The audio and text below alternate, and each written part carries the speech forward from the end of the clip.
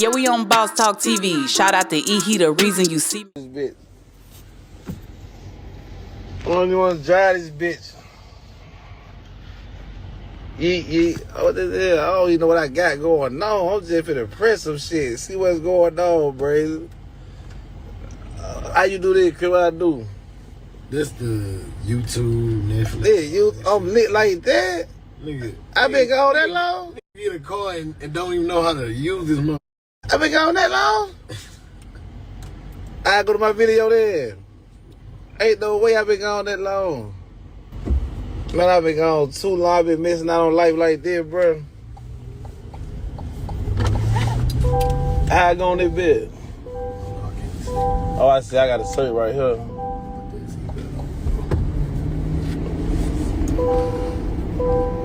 Oh, man.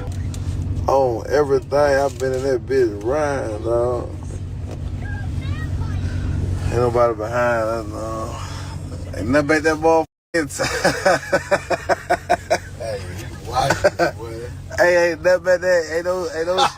Ain't no goddamn third seat. Somebody in that third row seat no more. Bullshit. This shit's dead. That third row seat is a... Boy, I learned my lesson about that third row seat. Those folks said, oh, you was right here in this seat. I was sitting right here in this same seat. Even that bitch way back there with the other... Those folks said, nigga, you still in reaching distance. Wow, guys. Make sure you like, subscribe to the channel, man. Honeykomb Brazy, man. All smiles. Got him a new car. Trying to learn how to maneuver it. But he reflect back to that third row seat because that's where that boy was sitting with that thigh, y'all, supposed to be in the security. And they say in court he could reach it from way up there in the front seat. So he ain't gonna have nobody in that back seat. And he checked the whole car to make sure ain't no weapons in this car. Ain't nothing in here that can incriminate me. So this is a case of scared straight. OG, you there? I'm right here, man. OG, he ain't trying to do it no more. Not this time. He trying to stay out here in these luxurious cars. They say an ounce of prevention is worth more than a pound of cure. OG, he nervous as ever. Now, boy, listen, when you get out of there, the first time he should have been nervous like this. He's still been out here. But he had went and got that security and he was jumping around, talking crazy about Jay Prince and them not meeting him and all kind of stuff. This time he more conditioned to stay home. He only been out about 17, 18 days. And I don't think he's been out a good month yet. Last time he stayed out a month, I think he had did like a 5 or 6 year bid. Maybe, yeah, about 4. Yeah, and then he come home for 30 days and they hit him and his security had weapons or whatever and they didn't claim him when they stopped and said it was his, you know, basically. And the security, I don't think they was, I don't know if they was really, you know, registered or what, but he had a big mix up about that. But he not trying to hear that this time. This time it's just him and his homeboy riding around in them back seats. He ain't lying. I look, they got it right here on screen. Ain't nobody in that third seat. OG, he nervous as hell this time. That's how they do you. You be thinking you know that law. Well, I ain't got it, but just about you being on parole, being in contact, having access to a weapon, I don't care if it's down the street, you going back to prison. It better not be in your vicinity, yeah. Anywhere in your vicinity. And that shit is crazy. OG, I think about people, man. The one thing you can think, rest assured, man, he definitely don't want to go back down there and leave all these diamonds and pretty things. You know, he had on he got the jewelry back, he got his teeth back, bling bling, and he down there in Alabama, Montgomery, and he not trying to, you know, that's where he not trying to mess this up. He ain't want to leave this money again. That first time, he was bad, Mr. Get Bad. You know what I'm saying? He jumped on a few tracks. He did one with 1501, my boy Carl Crawford and his crew, Lil CEO, I believe, and then he did one with Birdman. That whole Chris too. I'm like, man, this Honeykomb Brazy about to be out here being a problem. Then bam, he hit a damn pothole. That pothole was the fact that he had people in there that looked like they had unregistered weapons. They act like they were security. I almost had an interview with him when he was out that time because I had already spoke up about him saying something a little throwed about Pimp C, and I knew people that were connected to him. His manager ended up at one of my spots, and when his manager ended up there, he didn't mean it that way, I was like, okay, I'm just trying to figure out what he was talking about. And then they were like, you can come down there and interview him, but you got to go to some Airbnb or something. Like, nah, you got to come on Boss Talk, man. I'm not gonna come down there. I don't trust nothing to be off at no Airbnb or no place with nobody. You know what I'm saying? I can't control the environment. So I'm happy to see him back at the house. I'm happy to see long as he ready to, get out here and do some music and stay out of trouble and do some entrepreneurship and try to redeem his career. I'm all for it, because he do some pretty good music. Music is all right. Well, old man told me in San Quentin a long time ago, anybody like this prison life like shit thrown in their face. Woo, so woo. If you can sit up here and come out here to this freedom, or whatever the limited freedom it is, and you can come out here and you have access to it, and you take a decision to go back to prison for street creds or listening to somebody and letting them think, oh yeah, man, I'm down for this, and lead you back into the penitentiary, you need shit thrown in your face. Oh, gee, so I gotta agree with you on that. Oh, gee, what was something that you can remember coming home years ago when you got out, and you was like, damn, what was one of the key things that you wanted to implement as soon as you got home to make sure that you didn't get caught slipping, and that slipping don't have to be just going back to jail. That slipping could be trusting the wrong person. That slipping could be trusting that doing the wrong thing, being in the wrong place. What was one of the things that you held on the high on the list and like, I ain't gonna do that? It's just making the determination. No matter what you have to do, I'll do anything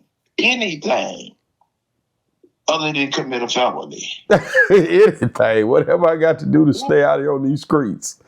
Anything. When I got out of prison, I used to ride a bicycle from my mother's house on Elm Street in Compton down to Roscoe's Chicken and Waffle on La Brea and Pico and La Brea. Just a good 30 miles. And they used to laugh at me.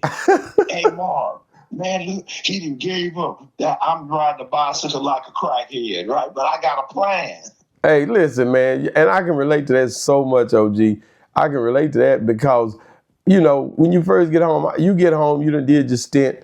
And next thing you know, I said I wasn't gonna drink no more. You probably wasn't a big drinker. I used to drink. Like once I drank and get on that juice, next thing you know, I'm King Kong and I'm running around the whole like Godzilla. You know what I'm saying? I'm pushing everything around. I'm acting like I'm unstoppable. That juice made me get real unstoppable, like, right? So one of my main things, I'm not gonna be drinking with you, and I'm definitely not gonna sell no more drugs. I'm done with the drug selling deal. I'm not gonna do, because I couldn't have been that good at it because I got caught. You know what I'm saying? Even though you get caught with some stuff, with big stuff, and then you run right back out like you finna go out there and, oh man, I'm finna Frank Lucas it. I'm finna go back out here and I'm finna run everybody.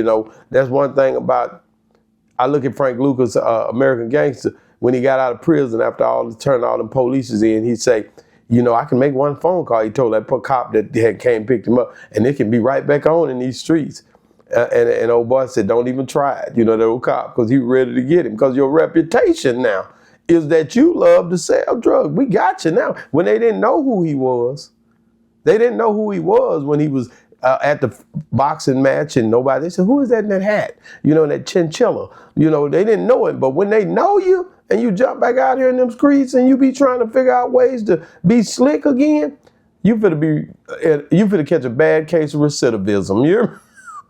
That's right. You finna catch a bad case of recidivism. You finna be sitting right back down in there. Play with them folks, man, because they already got your number. And like I said, why not throw the towel in? One thing I did say, and I ain't gonna keep going on and on about it, OG, I said, Man, they was like, man, you gonna hustle again, blah, blah. I said, look, I'll never sell drugs again. I said, there's 5,000 ways to hustle. Why limit myself to one? I'll never forget telling them niggas that in there. Yeah, there's 5,000 ways to hustle. I can get money a whole bunch of ways. I done got caught up with you niggas, y'all. You niggas not that smart anyway. I done been talking to y'all now. Y'all niggas, I shouldn't have been here with y'all. Oh, geez. So the one thing, what do you think? Do you think Honeykomb Brazy looking in the back seat, reflecting on it, talking about it? Do you think that helped him mentally to keep staying out here, or do you think it's something to where he just needs to not mention it and just try to go on with life? I hope it do. You know, I hope it do, but like I ain't got a dog in this fight. If he turned all of this in to do something slick, and because like you already said, he is a target. No matter what else, when they get stopped, he's the one going to jail. That's right. He's so-called celebrity in the car. So all that trying to act as if, oh, it's such and such, he got it on him. See, that's that slick talk right there. It ain't on me, it's on him. He had it. That's slick talk, bro. You need to learn that you don't even need to be in there fooling with nobody, especially if you don't know if they legitimate. You can go hire some security, get some legit security, have them to follow you or whatever, however you want to do it. Boy, you better not get caught up with that thing on you, that damn firecracker. Next time it won't be so easy. They'll send you right back and repeat the same thing again. They don't care at all. At all, OG. What's the fastest you've seen somebody go back to prison, OG? Man, I done stayed out 14 days, 30 days, 1 hour and 40 minutes, 7 days. You know, I gotta recognize in California. So you, hey, OG, you ever been sitting in there and somebody end up coming back and you like, man, you back when you were locked up all them years? Hey, I see them come back and they cell ain't even cleaned out. Quit it, OG. They ain't clean they cell out. What the hell? How the hell did you leave? They got a story for you. I got caught up, man. I was doing no. How did you? You know, he's saying, niggas say, I ain't never coming back. No, I'm done with this, man. I'm out, man. I'll see you niggas in the next life. Next thing you know, he walking right back up there with his cot. But you know, that's something I never did. Until I was done, until they scared me straight in 95. Yeah. When I left in 95, I swore to Allah that I would never come back to prison. That was 30 years, 2 months ago. Woo! Right now. You dig what I'm saying? That's the first time in my life since 1959 that I ever stayed out of prison. This is the longest I've ever stayed out. So like I said, I did 30 days, 1 hour and 40 minutes. I did 7 days. I stayed out 14 days one time. But this time I was determined myself that I would never go back to prison. I don't care if I have to change baby diapers, Kotex machines, whatever it was. I was not going back to prison. OG, and I can't blame you. So you say you had went multiple times. You had from a young kid, a teenager, you kept going and getting popped, going to jail, and then all of a sudden that light popped on, and you say, you know what? After about 5 or 6 times going to jail, and I could be off, but after multiple times going to jail, you decided the last time, hey man, I'm done. I ain't going back, and I'm through with it. And it's been 30 years. I've been home 30 years. 30 years, 2 months and 5 days. You counting it down, OG said, I want to make sure y'all know. Every day counts to me. Being out here, just like going to prison is like going to dying. Everybody gonna come to the funeral, but ain't nobody coming to the grave to visit you. Wow, that's heavy, OG. I agree 100%. But the one thing about it, you got it right. Some dudes don't get it right. Some dudes get caught up so much so they bump their head and they ain't never coming home. They ain't never getting out. Some of them same dudes. And can you imagine 30 years ago, you was sitting with a guy in there And 30 years later, they still sitting in there. You know that? Man, but the irony of it, I was just speaking to somebody yesterday about doing time and my grandson, and I was talking about that the governor in our town in California is a Mormon, Governor Newsom, and he's suspended the death penalty. So everybody was on death row. They took him off of death row right now. But that's why California is trying to get rid of Governor Newsom so they can enact the death penalty again. Right? Wow, yes. So everybody, right now, when you go to court, you can still get the death penalty, but it's not enacted in California. But I was telling them about one of my friends, a shout out to Brazy Burton. Brazy Burton. Brazy's the name. Brazy Burton. Brazy got arrested with us in 1968. Woo! Brazy was 16 years old, and Brazy is still in prison. Stop it, OG. How old is he now? Brazy is 73. Wait a minute. You telling me Brazy went to prison at 16? At 16. And now he's 7. He got arrested at 15. And now he's 73. And now he's 70. His two crime partners, they were 19, and they told on him. And he went from youth authority, and they found him an unfit juvenile. They came to prison with us, and he's been in prison since 1968. Woo!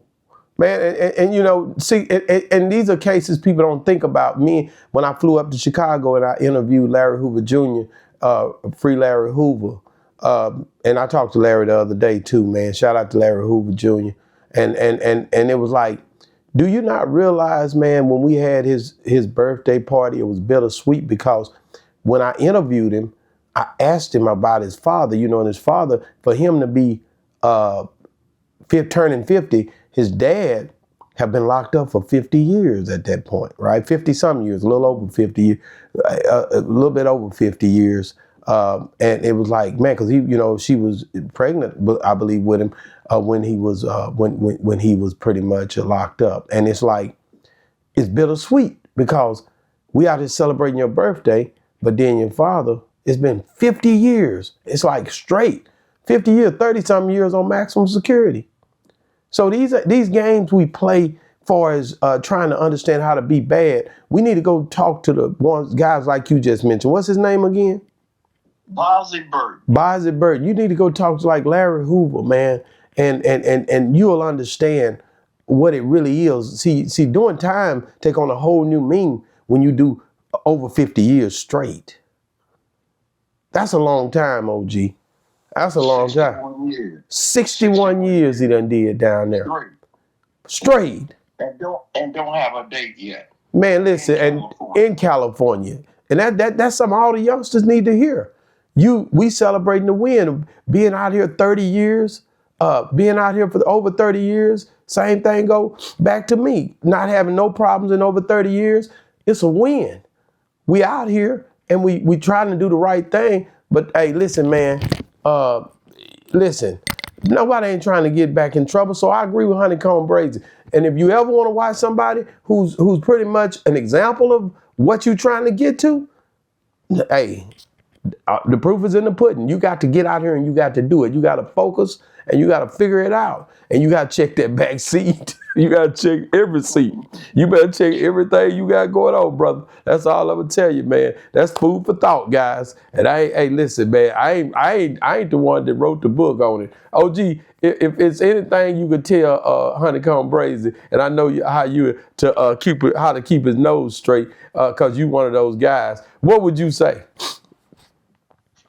I say, just like he checked that seat, everybody come around and check them pockets and tell them anything you got that's going on that's a felony, you got on your mind, keep it to yourself. Keep it to yourself. If you do anything, I'm going to tell on you. I always hear you say that, OG. I'm not dealing with this. I'm going to tell it on you. That's good stuff. Take no beat. You have to realize how valuable you are. And that's a lot of times our biggest downfall, you don't understand your worth. You think you're worthless. So you take these ridiculous chances and get put right back in that cage and looking dumb as hell, and everybody else is on the street. No, you have to realize, man, that, hey, why should you be the stunt dummy? You know? Wow. Guys, make sure you, thank you, OG. Make sure you guys like, subscribe to the channel, man. And also, if you still watching, man, I talked about Big U son getting killed yesterday. And stay out of my comments talking about where was OG at. I wanted to hear from a political standpoint. OG was asleep or somewhere doing something he had no business doing. He didn't get on there. I don't know where he was at. I don't know where he was at. Yeah, don't worry about that. I wasn't at the scene of the crime. Now, Hey man, guys, watch this video, man. Big U, man, son gets deleted, man, and it's a horrible thing, man. Boss Talk 101, man. What reviews? Yeah, we on Boss Talk TV. Shout out to E. He the reason you see me.